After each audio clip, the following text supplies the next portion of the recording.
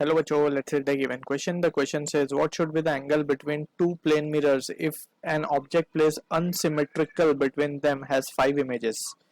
So to understand this question, we have to understand about the concept of image formation by two inclined mirrors.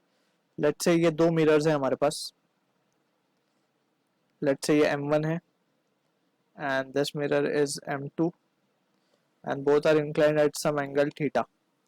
ठीक है, तो यहाँ पे we have already studied the cases, so यहाँ पे just we will summarise it.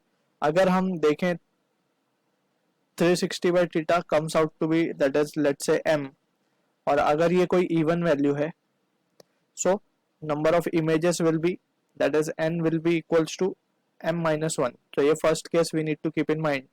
Second case में अगर 360 by theta is equals to m comes out to be odd, so odd के लिए दो कंडीशंस होती हैं.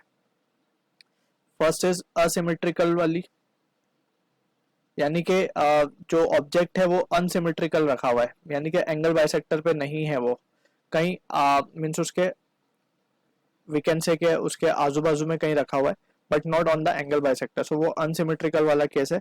And in that case n की वैल्यू जो होगी वो m के बराबर होगी. और अगर सिमेट्रिकल रखा हुआ है, symmetrical means on the angle bisector, so वहां पे जो नंबर ऑफ इमेजेस होंगी वो होंगी m माइनस 1. सो ये कुछ इंपॉर्टेंट रिजल्ट्स हैं that we need to keep in mind.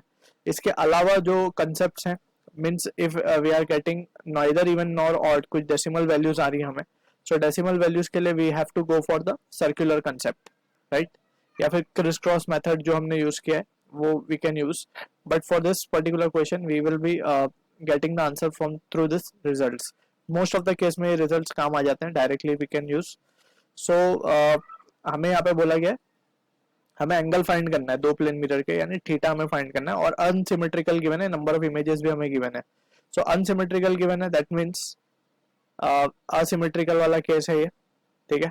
और असिमेट्रिकल केस में हमें पता है जो भी नंबर ऑफ इमेजेस होंगी वो किसके बराबर होंगी, m की वैल्यू के बराबर होंगी.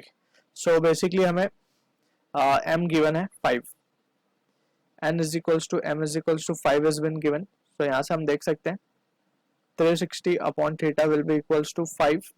सो यहाँ से थीटा की वैल्यू क्या आ जाएगी, 72 degree. So this is the answer to the question, यानी कि दोनों मिरर के बीच का जो एंगल होगा वो कितना होगा, 72 degree. So I hope you understood the solution. All the best.